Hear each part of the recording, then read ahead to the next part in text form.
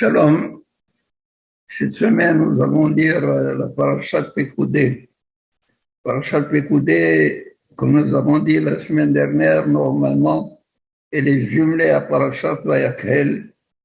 Mais cette année, c'est une année exceptionnelle puisque nous avons 13 mois, Adar et Adar. C'est pour cela que Vayakhel est séparé de Pekoudé. Dans parashat Pekoudé, c'est la suite de Parashat Vayakhel, l'exécution de tous les travaux qui ont nécessité la confection du Mishkan. Et voilà que le jour où Betzalel, Aholiab ben Ahisamach et tous les Hachamim, tous les artisans ont fini leur travail, ils ont tout amené à Moshe Rabbeinu et ont dit, écoute, nous avons fait ce que tu nous as demandé de faire.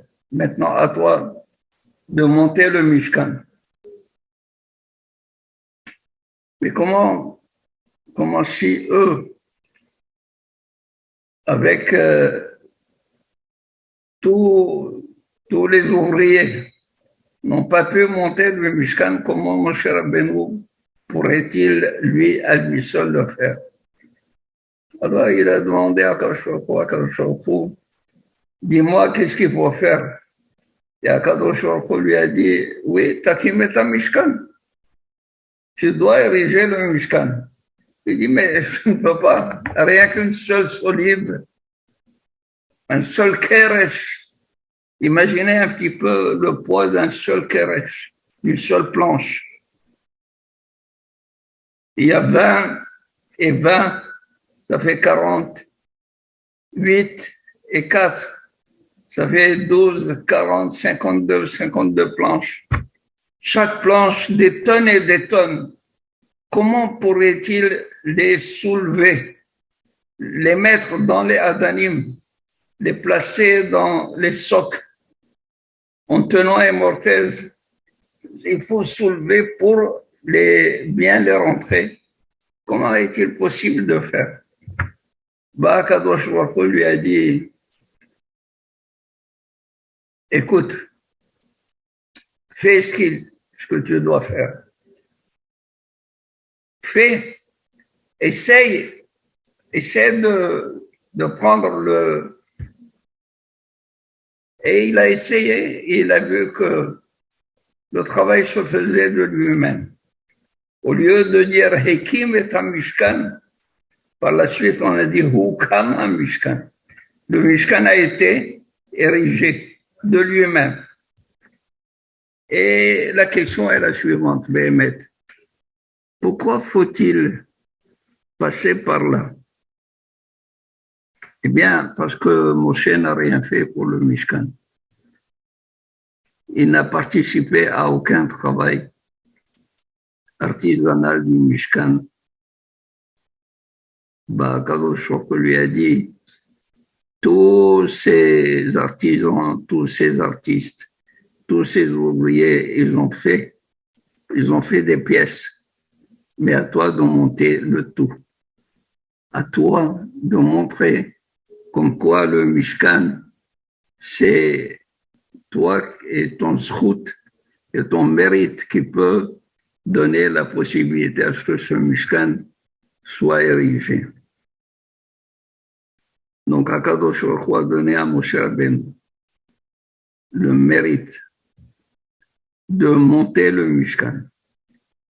Et la seule chose qu'il devait faire, c'est de faire le geste, comme quoi c'est lui qui soulève, mais la planche se soulevait d'elle-même. La planche se mettait dans le Éden, dans le socle, et les toitures ont été étendues. Tout cela, ça a été fait par une seule personne, par Moshe Rabbeinu, le zchut de Moshe Rabbeinu.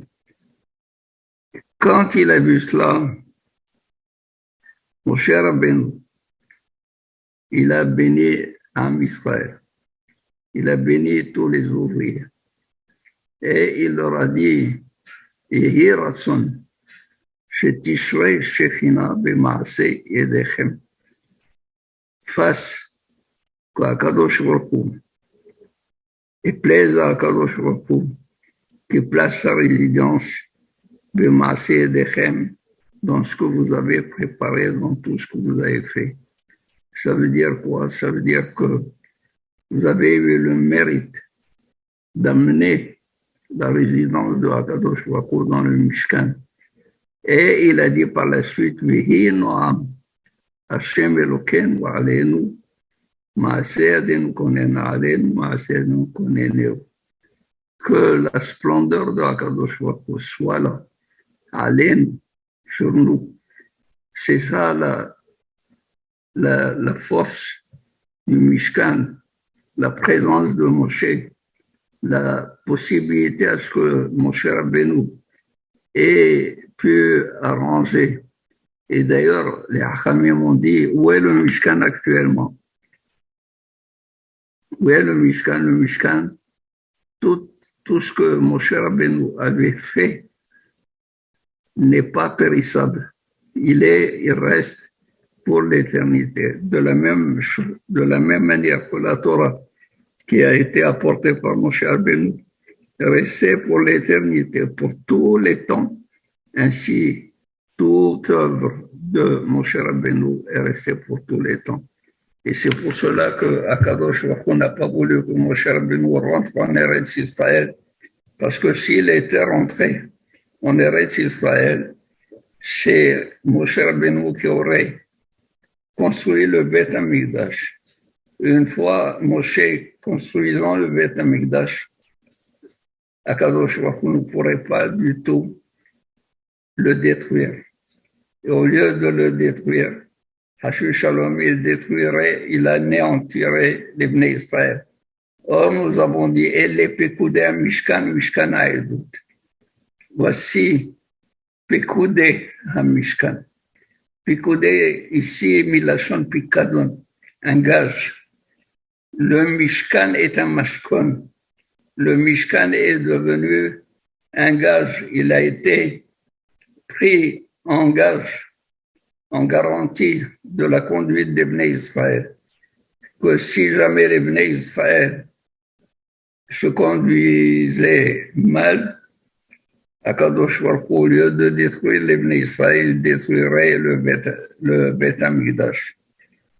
Et comme il y a deux Pekoudim, et les Pekoudé à Mishkan, et deux Mishkan, Mishkan Haedut, donc il n'y a eu que deux destructions de temples.